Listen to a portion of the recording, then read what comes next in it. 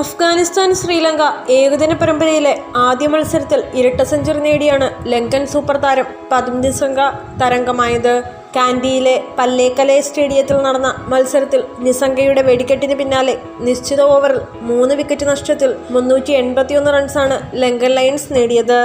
139 പന്തിൽ പുറത്താകാതെ 210 റൺസാണ് നിസംഗ അടിച്ചുകൂട്ടിയത്. 20 ബൗണ്ടറിയും 8 സിക്സറും അടങ്ങുന്നതായിരുന്നു താരത്തിന്റെ ഇന്നിംഗ്സ്. നേരിട്ട 136 പന്തിൽ അഫ്ഗാൻ പേസർ ഫരീദ് അഹമ്മദിനെ ബൗണ്ടറി കടത്തിയാണ് നിസംഗ 200 റൺസ് പൂർത്തിയാക്കിയത്.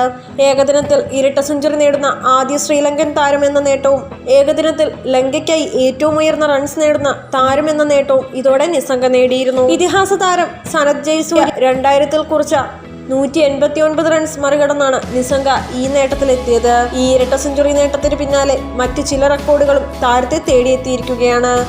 ഏകദിന ഫോർമാറ്റിൽ ഇരട്ട സെഞ്ചുറി തികയ്ക്കുന്ന പ്രായം കുറഞ്ഞ 3ാമത് താരം എന്ന നേട്ടത്തിലേക്കാണ് നിസംഗ എത്തിയിരിക്കുന്നത്.